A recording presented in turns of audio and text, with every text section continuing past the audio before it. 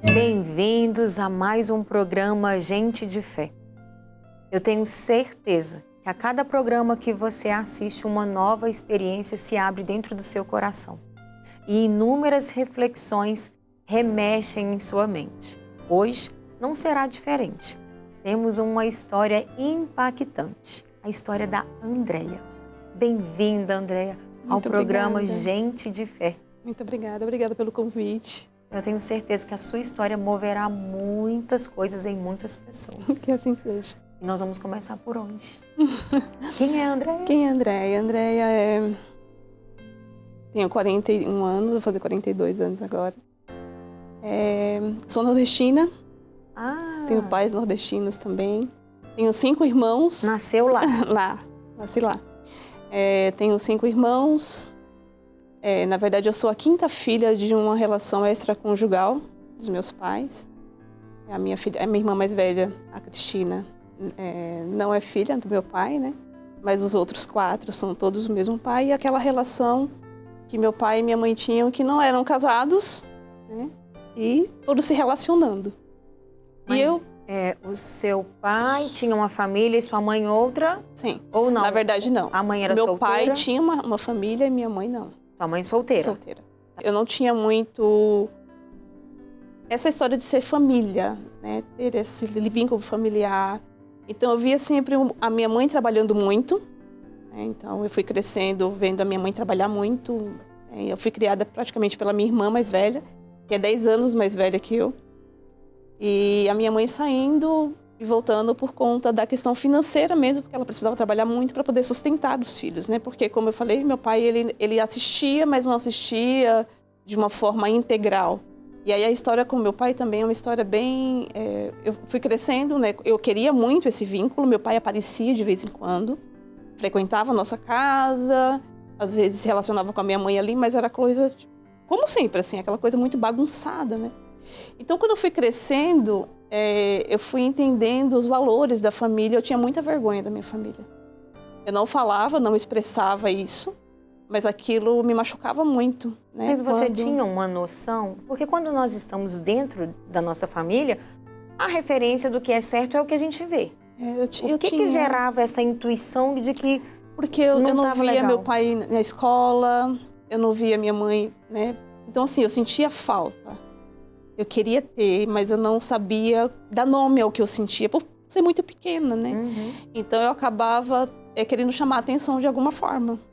Então eu chamava a atenção fazendo birra. Chegou uma fase da minha idade, acho que com 7, 8 anos, eu tomei uma cartela de comprimido, porque eu queria... eu não sabia muito dar nome ao que eu sentia, mas eu não tinha sentido de vida. E onde você encontrou essa cartela? Em casa. Tomou sem saber nem o que era? Sem saber o que era. Mas eu fiquei querendo chamar... Na verdade, eu não tinha o intuito de tirar a vida. Uhum. Eu queria chamar a atenção de alguma forma, alguém me visse. De uma forma perigosa. De uma forma bem perigosa, né? Então, acho que eu fui crescendo nesse... E aí eu tinha... A única coisa que eu tinha um socorro é quando eu recorria para casa dos meus avós. Então lá eu tinha as minhas tias, então eu acabava vendo ali o que era o pai ou a mãe, porque eu sentia falta disso. Eu não sabia dar nome, mas eu falava, eu quero ter uma família. Eu sonhava em ter minha família, né? Então meu pai, ele era... por mais que eu não tinha um vínculo diário com ele, mas eu tinha um amor gigantesco. Eu não sabia o que era aquilo. Quando eu via, quando a gente se encontrava, quando ele vinha em casa, eu queria que ele ficasse, eu queria amá-lo. Eu não tinha desprezo por ele, eu não tinha repúdio. Pelo contrário, eu tinha um desejo de ter ele perto de mim, de querer ele ali. Era uma coisa mágica. Só que aos meus 12 anos, a minha mãe decidiu vir para São Paulo. E aí sim a gente teve uma separação, né, brusca do meu pai, né? Não tinha contato, a gente se falava por telefone muito pouco. Então eu fiquei aqui em São Paulo dos meus 12 até os 16 anos. E aos 16 anos a minha mãe resolveu voltar para Pernambuco novamente. E a gente voltou, todo mundo de volta para Pernambuco. Alguns irmãos meus ficaram aqui, já eram maiores, já adultos, trabalhando. Eu, quando era mais nova, eu voltei para Pernambuco. E quando eu retorno para Pernambuco, a gente volta a ter uma ligação, assim, eu acho que hoje eu consigo dar nome, né? Deus me deu a oportunidade de experimentar o que era o amor de pai e o que era dar um amor de filha para meu pai, que ele não reconhecia e não sabia o que era isso. Porque a gente voltou a ter uma ligação muito boa. Como eu não dependia mais da minha mãe para ele vir em casa ou não, eu ia de encontro a ele. Então os amigos... Mas a outra família sabia de vocês? Sabia. Todo mundo sabia de todo mundo? Eles tinham Na verdade, eles odiavam, né? E assim, eu não tinha contato nenhum com eles e nem eles com a gente, mas porque realmente a gente era uma família que entrou no meio da família deles e com todo o direito. Sim. Né? Só que quando a gente retorna para Pernambuco, eu começo a ter essa ligação forte com ele. E eu ia encontrava, a gente almoçava junto, os amigos dele, todos me conheceram e a gente voltou a ter aquela aproximação que a gente nunca tinha tido. Só que tinha um problema, meu pai era alcoólatra. E ele bebia muito, muito. E aí as pessoas, quando viram o amor que eu tinha por ele, o que eles fizeram? Eles pegaram o meu contato. Então, quando meu pai estava caído no chão, bêbado, né? Eles me chamavam, ou chamavam meus irmãos, né? Os que ficavam em Pernambuco, que 2 ficaram aqui, os outros 2 ficaram lá. A gente se encontrava, eu ia de encontro a ele, muitas vezes na sarjeta. E eu não tinha vergonha. Eu ia, pegava ele no braço, tentava trazer bêbado e cantava junto com ele. E ali foi um processo que hoje eu falo assim que foi a grande prova que Deus me deu de amar. Você levava ele para onde? Para casa dele. Para casa dele. Só que eu só chegava até a porta.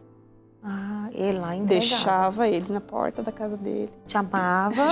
Chamava. Apertava a campainha e saía, né? Porque ninguém podia me ver também, porque eles não queriam nenhum vínculo, nenhum contato. Sim.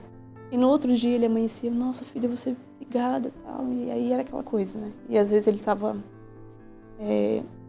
ele tinha problema na próstata também, e depois foi detectado isso. Ele fazia xixi na roupa, e eu tava lá com ele, né? E eu não conseguia dar nome a esse amor.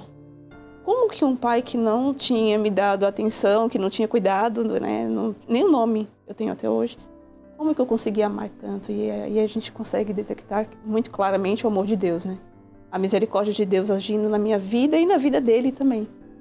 E nesse período, eu com 17 anos, eu conheci o André, o meu esposo.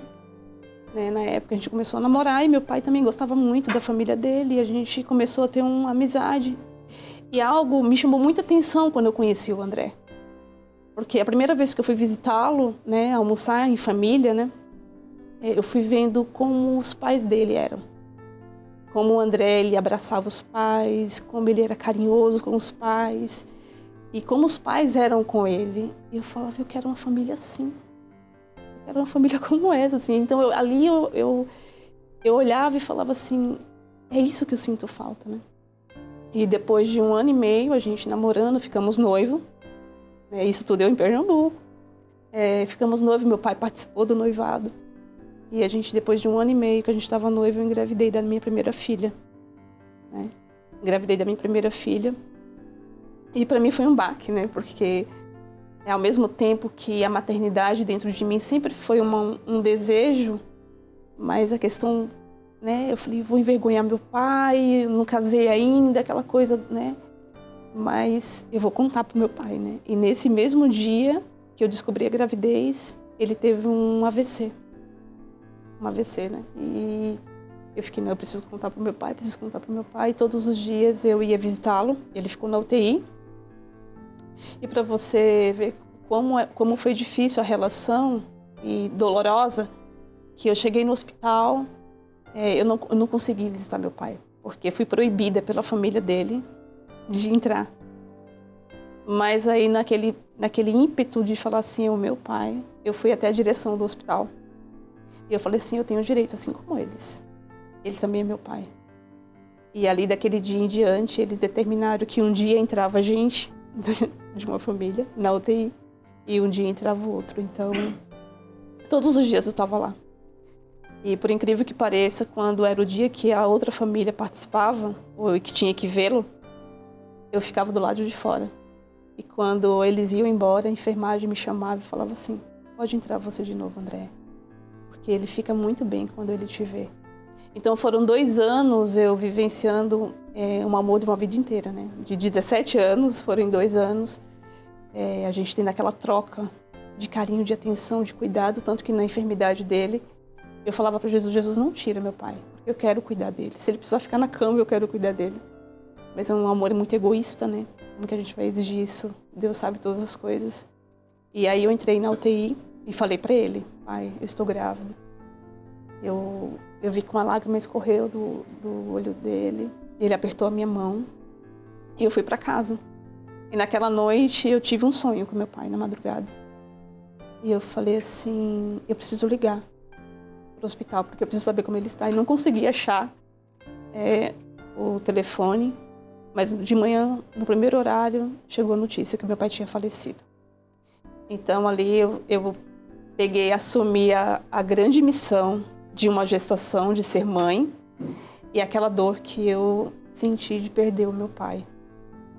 E acho que uma coisa que é muito clara dentro de mim é a força que a maternidade me traz, né? Então foi algo que me sustentou. E aí a minha mãe também, né, veio para o velório. E no dia do velório, eu não pude, assim como eu não pude entrar no hospital, eu não pude também velar o meu pai.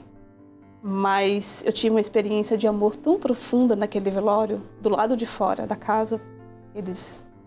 Meu pai ele trabalhava na Câmara de Vereadores e ele foi velado. E quando eles tiraram ele para fora, né, para ir para o cemitério, os amigos dele que me conheciam e conheciam meus irmãos, falou, para. Isso, o velório andando. O caixão, né, sendo levado para o cemitério, para. Eles têm direito de ver o pai.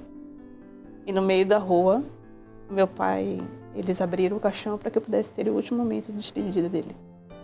Então, hoje eu olho e falo assim, Deus me deu a oportunidade de 2 anos conviver por uma vida inteira aquilo que eu experimentei, o que é amar e ser amado, né? Acho que é um pouco isso. Acho que a maternidade também me trouxe essa responsabilidade. Mas são quantos filhos? São 7 filhos. 7. Nós estamos no primeiro. Estamos no primeiro. E o segundo?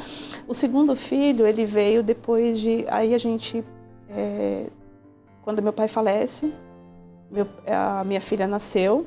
Ficamos 3 anos em Pernambuco. Eu e meu esposo, e minha mãe também estava lá. E decidimos vir para São Paulo. Não estávamos abertos à vida mais, né? Então acho que o trauma... acho que a questão financeira, a gente foi apresentando muitas coisas, né? E aí a gente não... Ficamos durante 10 anos. Mas nesses 10 anos muita coisa aconteceu, né? Acho que o nascimento da Andresa até o nascimento do Paulo foram 10 anos de um tempo aí que a gente também precisou amadurecer muito. E aí encontramos também muitas respostas, né? Para esse tempo, né? A gente teve uma separação no meio disso, nos separamos por um tempo, 8 meses separados. Eu recorri para a igreja, que até então eu tinha tido lá atrás, na minha infância, o meu avô e minha avó que rezavam o texto com a gente. E ia na missa muito de domingo, aquela coisa, um catolicismo muito ainda sem ter aquela... Mas eu sempre tive algo que me incomodava, esse amor que estava dentro de mim, que eu não sabia dar nome. E hoje eu consigo tocar muito propriamente, que é o amor de Deus, né? Que já me atraía há muito tempo. E aí um dia minha filha estava com 4 anos na época, a gente estava no grupo de oração, e a minha filha, todo dia estava na igreja, né? Porque era onde eu me abastecia. E eu com os olhos fechados, a pessoa que estava conduzindo falou assim, olha, vamos agora, todos que estão aqui, interceder pelo pedido da nossa irmãzinha Andresa, que é a minha filha mais velha. E aí eu abri o olho, falei, a menina não estava do meu lado, ela estava lá junto com a pessoa que estava conduzindo o grupo de oração. E aí quando ela volta, ela é pequenininha, ela precisou se abaixar para escutar o que ela ia falar. E ela falou assim, olha, que todos que estão aqui hoje possamos interceder pelo pedido da nossa irmãzinha Andresa. Ela pede para que o pai dela e a mãe dela voltem a morar junto. E naquele momento todo mundo se voltou para mim.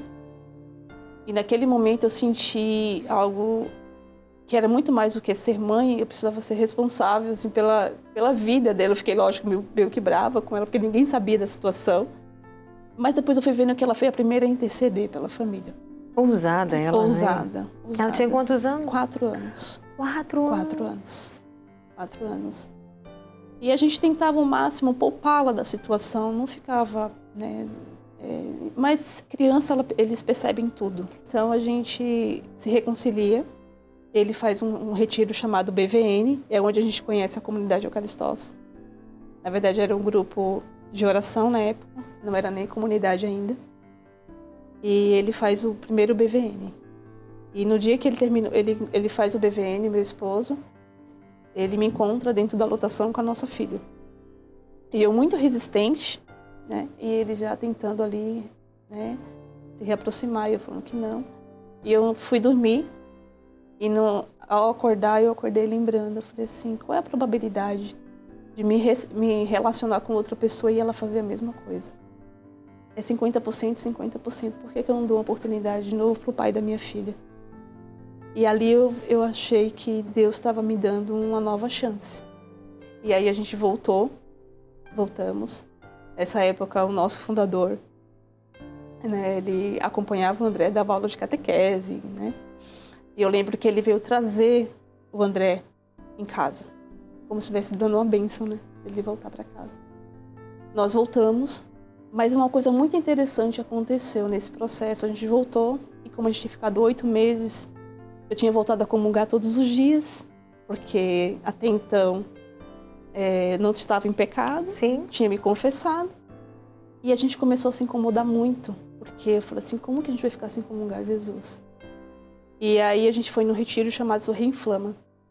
E nesse retiro, no momento da adoração, Deus falou no meu coração, eu quero que você viva a castidade até o seu casamento.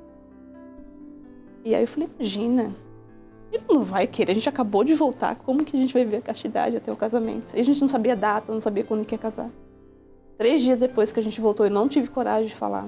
Ele sentou na cama e falou para mim, nós não teremos mais nada até o nosso casamento. E ali eu tive uma grande confirmação. Eu falei, me perdoa, Deus, porque eu não fiz o que eu tinha que ter feito. Mas ele também escutou a voz de Deus e ficamos 8 meses, foram 8 meses separados e 8 meses nos preparando para o sacramento. Morando na mesma casa e vivendo a castidade. É possível? É possível. É possível. É possível. Porque todas as vezes que a gente estava muito fraco na carne, a gente falava, a gente está vivendo isso para poder comungar Jesus. É isso. Um sentido maior. Por um bem maior, vale qualquer sacrifício. E aí, casamos, tivemos tudo. Vestido de noiva, casamento, amigos, parentes, familiares vieram. Foi assim, algo que a gente achava que não seria possível e que Deus preparou os detalhes. Nos detalhes, né? E aí, nos abrimos a vida novamente.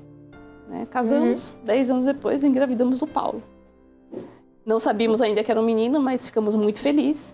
Né? E aí, junto com a notícia da gestação, eu descobri que a minha mãe estava com câncer.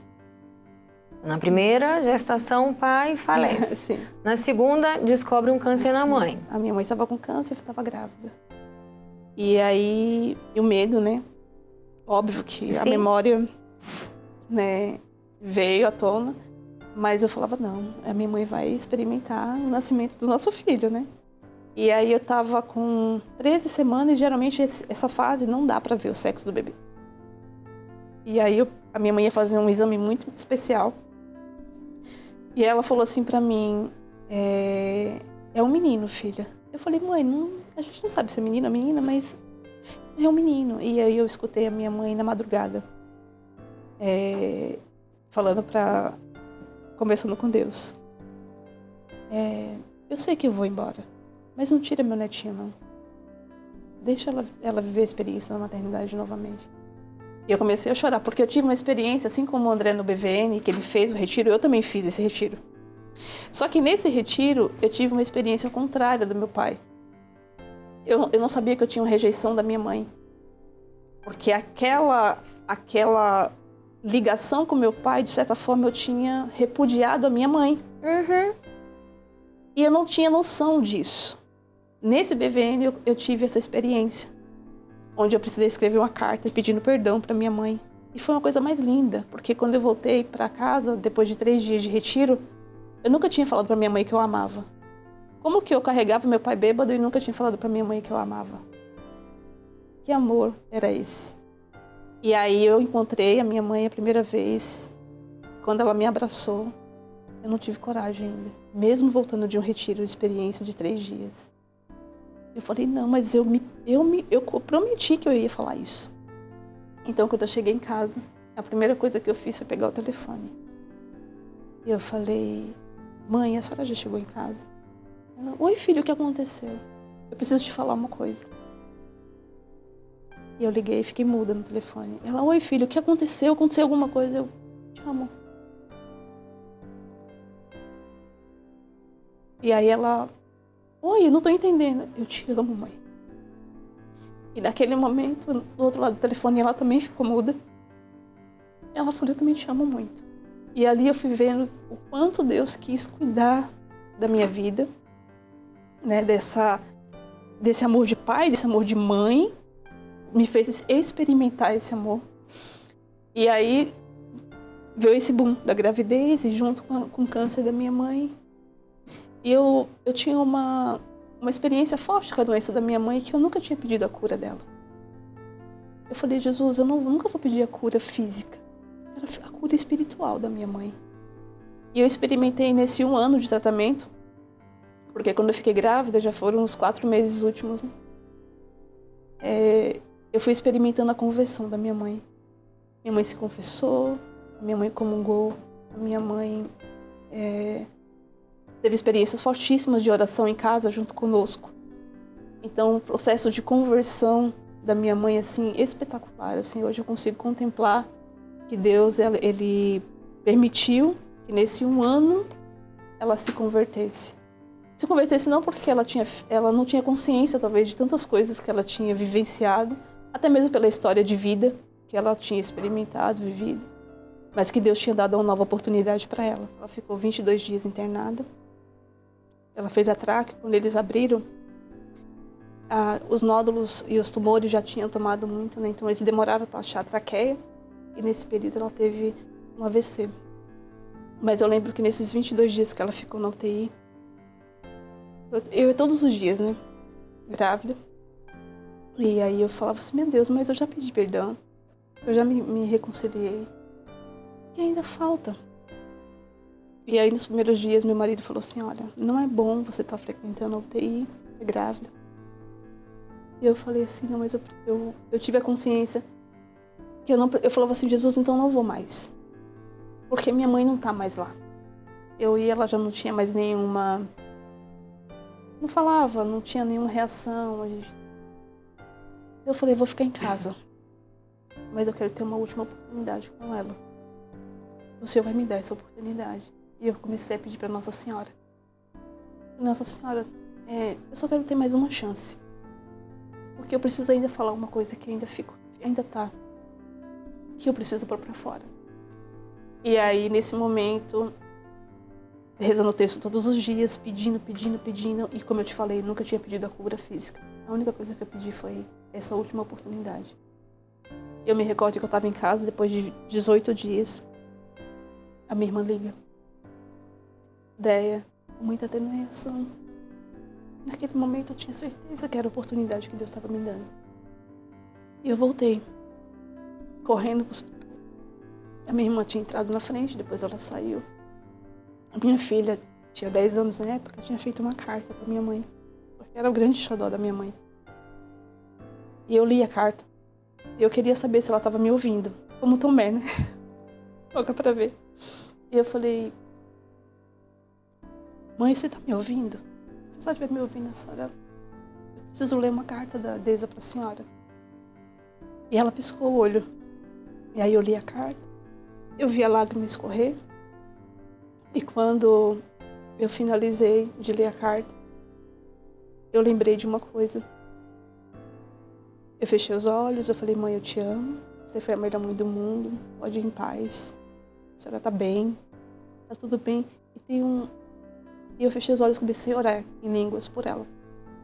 Eu me recordei que a minha mãe tinha muito medo de morrer. E naquele momento que eu comecei a estar em oração por ela, eu tive uma imagem de Nossa Senhora aos pés da cama, com ela no colo. Naquele momento eu tive certeza. Eu falei, mãe, a senhora não precisa ter medo de eu morrer. Porque a mãe veio te buscar.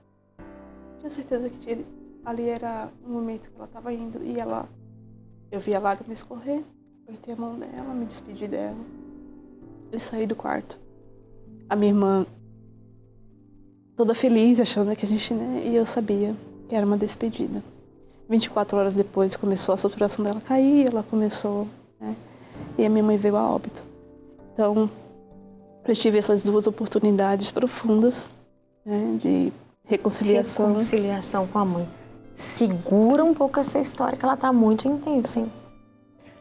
Você de casa, você está vendo que muitas vezes a nossa vida é uma via dolorosa. Mas a gente tem a oportunidade de escolher ressignificar para seguir com leveza.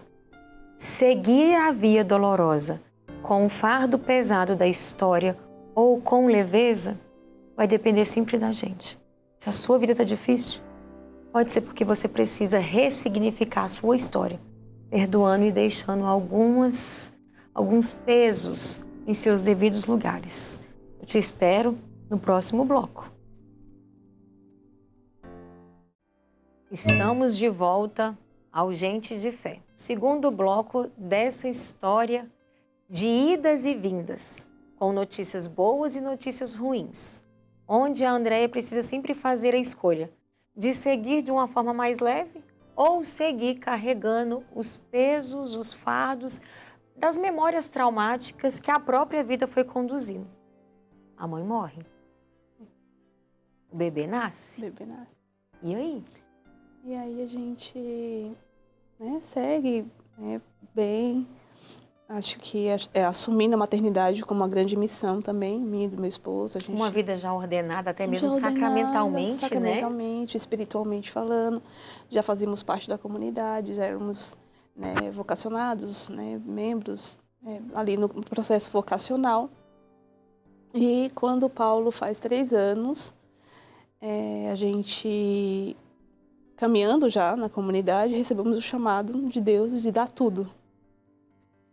De dar na nossa vida, né, por completo, assim, largando o trabalho, vida secular. Ah, então até então vocês eram... Comunidade de aliança. Aliança. Aliança. Aliança. Até a chegada do Paulo era aliança. Aliança. E aí a gente entrou, né, na comunidade de vida, depois de um processo, né, de discernimento, sim. de entendimento junto com a formação, fundação, tudo. Saímos, entramos na comunidade. E aí, logo que entrei na comunidade de vida, com 6 meses, tive uma gravidez, né? Uma gravidez não embrionária, não evoluiu. 3 meses de gestação, tive um aborto espontâneo. E aí, 6 meses depois, eu engravido novamente. E aí ficamos muito felizes, né? Porque o Paulo tinha 4 anos, e a gente não queria demorar muito de um para o outro. A gente viu a diferença de 10 anos, não é tão bom, né? Então a gente queria próximo mesmo. Então descobrimos a gravidez, ficamos muito felizes. Só que na primeiros exames preparatórios, quando eu levei os exames, começou a ter alterações hormonais ali nos exames de sangue, os médicos pedindo para refazer. E aí eu tinha começado a ter muita dor de garganta. Mas eu achava que eu estava resfriada, enfim. Em um dos exames, a gente detectou 2 nódulos na garganta. E aí, a princípio, uma gravidez com 2 nódulos na garganta, vamos investigar. E começou as investigações. Aí precisou fazer a punção. E na punção, detectou que era maligno. Né? E eu comecei a fazer o controle, né, gestacional, pré-natal, e o acompanhamento também da doença, né? Que até então tinha dado malignidade, mas não sabia qual o tipo. Porque só quando retirava, fazia análise patológica, é que vai saber realmente qual o tipo de câncer. E aí eu tinha determinado, né, junto com meu esposo, que eu não ia fazer nada até o nascimento da criança. A gente não sabia o sexo ainda. E o André, a gente reza as laudes da manhã. A gente das laudes, ele me chamou e falou assim, olha, Deus me falou que é um menino e se chamará Davi, porque ele vai ser aquele que vai vencer o Golias, que é essa enfermidade que a gente está passando. E naquele momento eu tomei como uma grande posse na minha vida. Eu falei, não, realmente, é isso. E eu falei, será que é menino, né? Vamos esperar para ver. Fizemos a ultrassom, menino, foi uma festa, assim, né? E aí eu tava super bem, né? Eu falei, não, focada na fé, enraizada na vida comunitária. Davi vencerá Golias. Davi vencerá Vamos Golias, seguir. vai dar tudo certo. E ali o sustento comunitário também. Nessa época a gente morava dentro do centro de evangelização, embaixo, a gente morava em cima. Então estava, né, muito próximo ali, porque na gravidez dele foi a mudança que a gente fez para lá. Só que aí, com a gravidez foi evoluindo e tudo caminhando, e a doença também. A gravidez indo e a doença também avançando. E aí, com 7 meses de gestação, o médico, eu fui levar os exames e ele falou assim, olha, Andréia, ele é muito realista, mas assim, muito otimista também diante do processo. Eu estava super segura em tudo que ele falava. Eu acreditava muito, né? Porque até hoje eu passo com ele. Ele falou assim, olha, a doença está evoluindo. E a minha irmã do lado. A doença está evoluindo. Você não vai fazer nada agora, porque você não quer fazer. E corre risco a criança, assim, de você fazer uma cirurgia, anestesia geral, mas que é uma cirurgia que eu precisava fazer. Então, não vamos mais acompanhar a doença. Nossa. Vamos deixar meio que ela em stand-by. Vamos fingir que nada está acontecendo. Na verdade é isso. Vamos ignorar Exatamente. a doença. Vamos deixar ela aqui lado. Esperar o bebê nascer. Quando ele nascer, com 1 mês, fazemos todos os preparatórios para a cirurgia. E tudo bem. E você tinha quantos meses ou semanas de gestação? Eu estava com 7 meses de gestação. Mais da metade já. Já tinha passado. E aí, naquele dia, minha irmã do lado, eu super forte. Tá tudo bem, tá tudo sob controle. Davi vencerá Golias. Davi vencerá Golias. Só que dentro de mim, começou a se levantar, e eu silenciosa, né?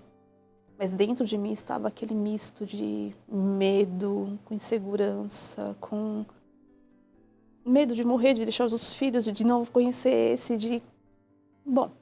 É um câncer, né? E aí, naquele dia, eu falo que eu passei uma noite, foi um calvário, porque foi uma noite. E eu passei a noite sem dormir, eu acordei na madrugada, só pensando na situação. E aí eu acordei e não tinha dormido, na verdade levantei, né? Liguei a Canção Nova e estava passando o texto. E eu acompanhei o texto, depois o ofício de Nossa Senhora, e ali eu fui tomada de uma paz que eu estava impaciente diante da situação. E fui tomada de uma paz que me deu uma força que no outro dia de manhã já levantei, fui para a missa da manhã, nossa rotina normal. Não tinha conversado com ele porque ele tinha chegado muito tarde do trabalho, não tinha falado nada que o médico tinha falado. Cheguei na missa, na hora que eu levantei para comungar Jesus, e ele falou para mim, eu quero que você louve, Andréia. Louve por isso que você está vivendo. Então eu comunguei, me ajoelhei e comecei a louvar. O movimento de louvor, aquilo foi libertador. Eu quero te agradecer por esse câncer, eu quero te agradecer por essa gestação, por tudo que está me acontecendo. E fui. E fiquei lá na minha ação de graças. Fui para as laudes da manhã. E nas laudes, Deus continuou falando no meu coração. Que Deus me dava aquela passagem. Quando a mãe de Moisés coloca ele dentro do cestinho e joga no mar, no rio, e a filha do faraó a encontra. E aí a irmã dele fala assim, olha, tem uma mulher que pode ser a ama de leite dele. E naquele momento, Jesus falou no meu coração, você nada mais é do que uma ama de leite do Davi, porque a mãe dele é a minha mãe.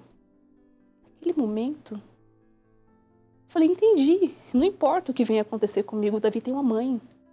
Ele não é órfão, ele sempre terá essa mãe. E ali, entreguei a gestação, aquele luto que eu passei à noite foi vencido, continuei normal, o pré-natal do neném, ele nasceu com 37 semanas e 4 dias, saudável, gigante, enorme, forte. E ali começou o processo. de um mês, a gente fazia os exames preparatórios para poder fazer a cirurgia, porque eu já tinha consciência disso. Fiz a cirurgia, muito confiante que já ia voltar a amamentá-lo.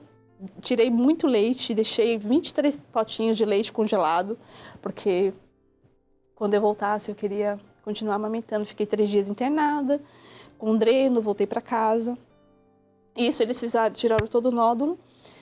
E mais, quando eles abriram, o médico depois me chamou e falou assim, olha, André, realmente estava avançando, mas a doença avançou só na região do pescoço, estava nos glândulos ali, não tinha ido para as correntes sanguíneas e que isso era um sinal muito bom. Uhum. Né? E eu me recordo agora que dias antes de eu fazer a cirurgia, um diretor espiritual, o padre Ataíde da comunidade, um padre muito querido, rezou por mim e ele falou que essa doença não saia daqui. Que ela se mantenha só nessa região e que nas cirurgias... E realmente Deus tirou com a mão.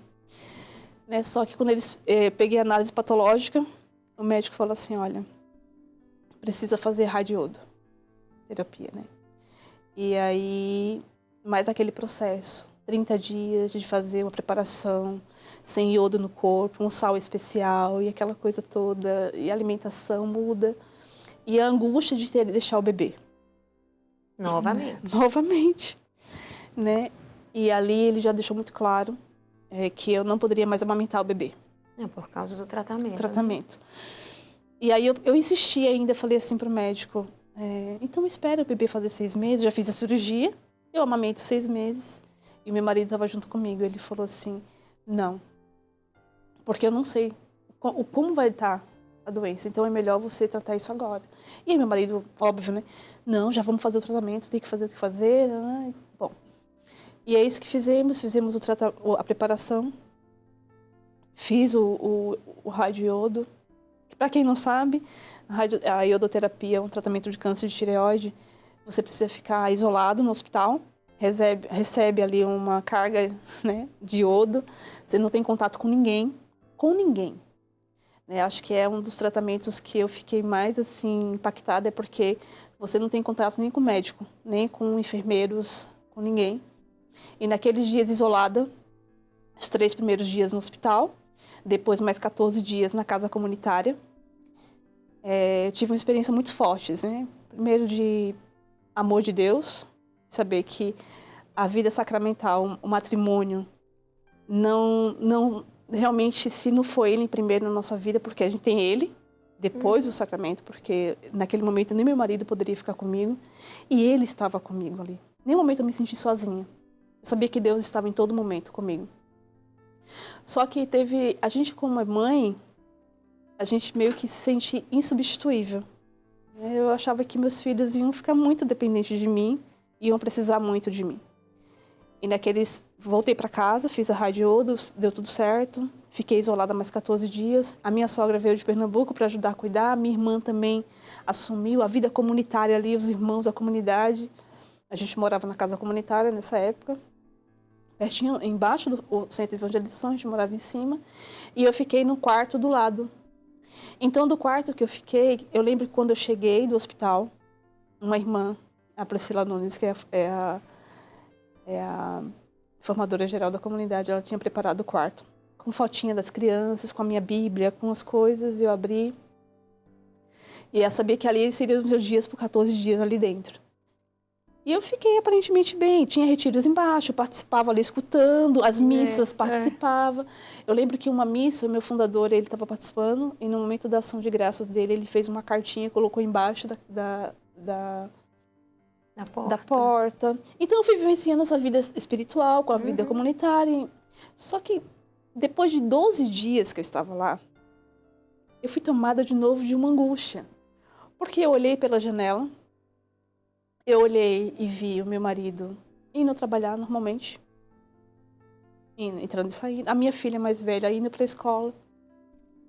O meu filho de 5 anos na época, o Paulo, brincando no jardim. Lá de cima eu ficava olhando e vendo ele brincando no jardim embaixo. O meu bebezinho que eu tinha deixado estava mais gordo do que eu tinha deixado. Estava super bem. E eu falava assim, meu Deus, se eu tivesse morrido nesse tratamento, eles iam ficar bem. Quem realmente eu tenho? Ali eu fui tendo uma reflexão em um momento muito doloroso, porque eu falei assim, a minha filha, ela já está bem encaminhada. Ela saberia conduzir muito bem. O Paulinho, ele é sanguíneo, muito... Ele ia olhar e falar, minha mãe virou uma estrelinha, está no céu. O Davi, ele não ia nem lembrar de mim. Eu falei, as pessoas iam contar a história. O meu marido, se realmente é o chamado matrimônio, né, mais cedo ou mais tarde poder se relacionar com outra pessoa. E quem realmente eu tenho? E eu falei, meu Deus, eu só tenho você. Então, quando eu sair desse quarto, eu vou falar todos os dias para meus filhos. Eu amo muito vocês, mas eu amo muito mais a Deus.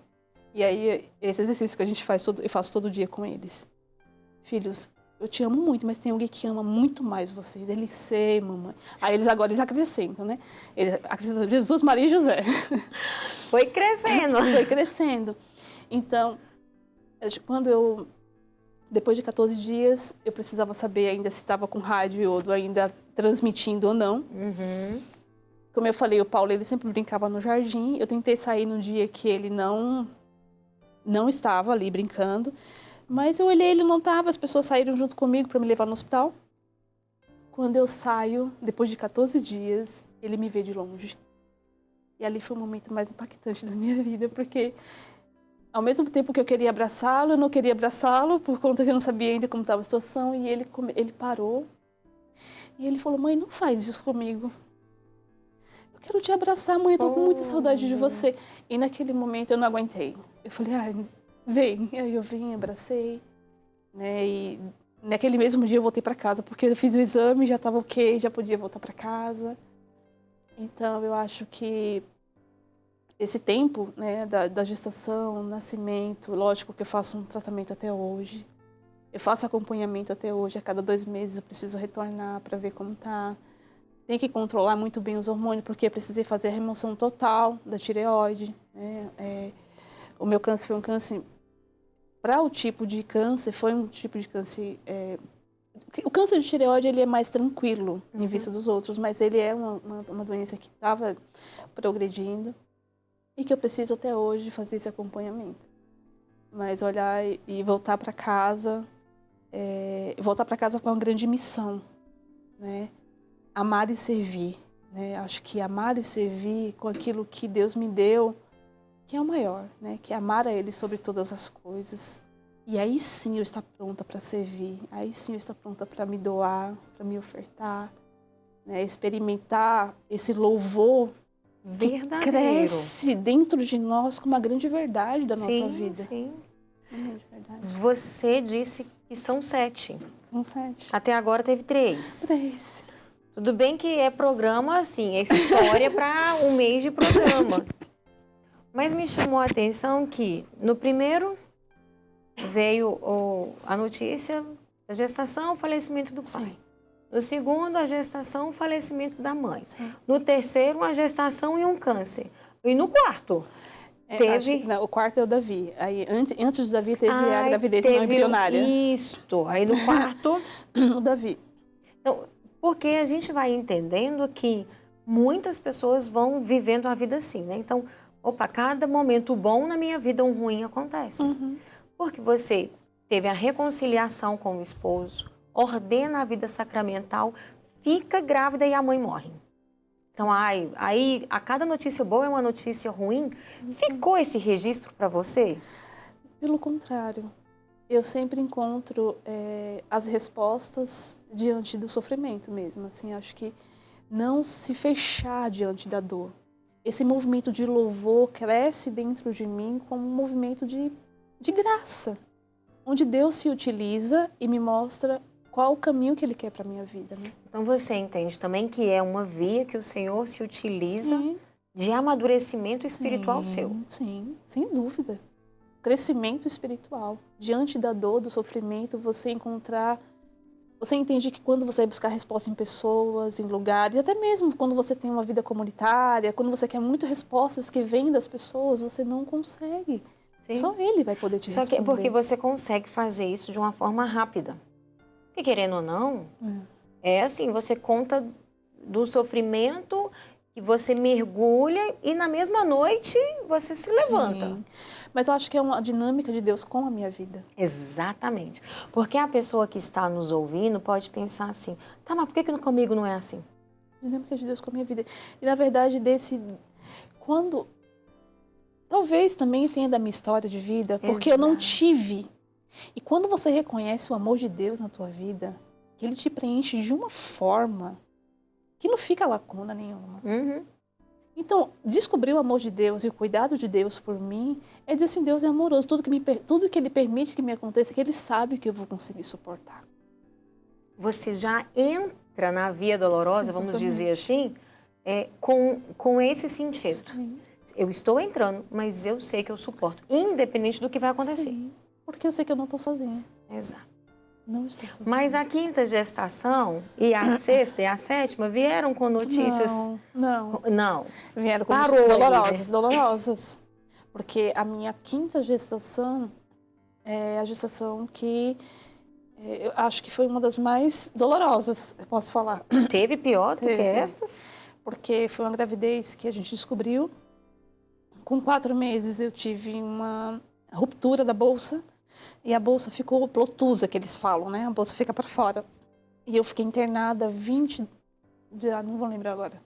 Acho que foi 16, 17 dias internada, tomando medicações para sustentar o bebê, para segurar ali a infecção que eu poderia ter também, porque estava para fora. E o tempo todo eu falava, não, eu quero Jesus, vai dar certo, a gestação vai evoluir e o bebê super bem. O problema não era com o bebê era comigo. Uhum. Né? E ali eu comecei a me sentir muito culpada, porque assim, até então, quando não é uma coisa que você consegue controlar, será que foi esforço que eu fiz? Será que eu não tomei os cuidados que eu deveria ter tomado? E começa aquela questão, né? E eu lembro que a gente fez um procedimento chamado pessário, que é um aparelho de silicone que é colocado para que consiga fazer como se fosse uma bolsinha para sustentar. Porque o que acontece? Essa insuficiência que eu tenho, né? É justamente isso. O bebê vai crescendo. Ele pesa e vai forçando para nascer. Prematuramente. Colocamos o pessário. E aí eu coloquei no dia 3 de setembro. Olha como essa data é forte para mim, eu não esqueço. E eu não sou boa de guardar data. Fiquei 2 dias com o pessário e no dia 5 de setembro eu senti a bolsa. Isso eu fiquei 16 dias em cima da cama, porque assim, seria a gravidez inteira, tá? Em cima da cama, deitado, não levantar nem para ir no banheiro. Uhum. Eu fiquei internada. E aí no dia 5, que é dia da minha santa de devoção, 5 de setembro, eu senti a bolsa estourar. E eu fiquei em cima da cama morrendo de medo de falar para os médicos, porque eu falei assim, eles vão tirar. Porque assim, o médico tinha chegado para mim e falado assim, Andréia, a gente precisa barrar essa gravidez porque corre o risco de você ficar sem braço, sem perna, tem infecção.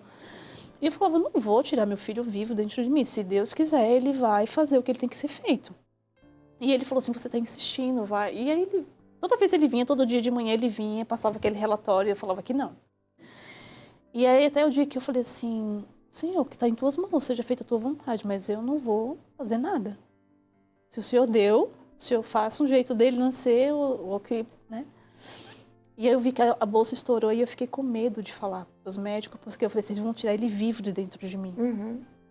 Aí eu passei a noite inteira sem falar. No dia seguinte, eu falei que ele tinha estourado a bolsa. E aí eles fizeram o exame, o bebê realmente tinha vindo a óbito e eu precisei fazer... A curetagem não, eles fizeram o parto normal. Porque eles tiraram o pessário. Quando eles tiraram o pessário, que é esse aparelhozinho plástico, eles tentaram ali, eu fiz 2 forças e o bebê nasceu. E aí ele veio para minha mão, né? Muito pequenininho. Quantas semanas? Ele tinha 18 semanas. Bem pequenininho. Bem pequenininho, ele cabia na minha mão. E aí na hora que ele veio, na hora eu batizei, eu falei assim, ele é teu, Jesus. E aí o André entrou. Quando ele entrou, que ele viu o bebezinho na minha mão, ele, ai meu Deus, não, André, pelo amor de Deus. Eu falei, não, é o nosso filho, vem aqui ver. E naquele momento a gente rezou junto, consagramos. E tivemos uma experiência de colocar o nome dele João. E naquela experiência que eu falei para ele assim, é João. Deus está falando para mim que o nome dele é João. E a gente batiza ele com João, porque é aquele que abre a eternidade para a nossa família. Né? Então que assim seja. Nós não sabemos, eu sei que ele lá intercede por nós. Temos consciência disso, temos rezamos, falamos para os irmãos dessa vida. E depois do João, um ano e meio depois, eu engravidei da Maria Isabel. E aí sim, descobrindo já essa questão da insuficiência. Já entra com uma medida preventiva. Preventiva. Mas é gravidez de alto risco. Então todas as vezes que eu fico grávida, é saber que vai precisar fazer a cirurgia, que chama-se cerclagem. Cerclagem. Faz a cerclagem, repouso, até o nascimento do bebê. E assim foram com a Maria Isabel e com a Celina, que tem 1 aninho agora. Queria que você deixasse um recado para as mulheres. Para aquelas que têm medo de engravidar, para aquelas que estão passando talvez por uma história semelhante à sua, talvez uma pressão do médico que pede que é preciso interromper essa gestação. Sim.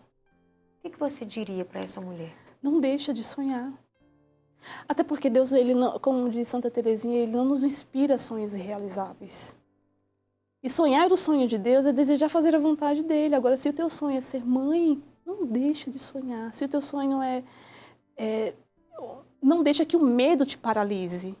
O medo do que as pessoas vão pensar, do que as pessoas vão falar, daquelas pessoas que vão julgar. Porque, imagina, a maternidade hoje em dia é muito... Quando você fala assim, eu tenho 7 filhos, né? Não tem medo. Não tem medo, porque Deus, ele não inspira sonhos irrealizáveis. Né? Um dia eu sonhei com uma família. E hoje eu preciso só ser grata por tudo aquilo que ele me deu. Então, não deixem de sonhar. E principalmente não deixem de desejar e sonhar o sonho de Deus.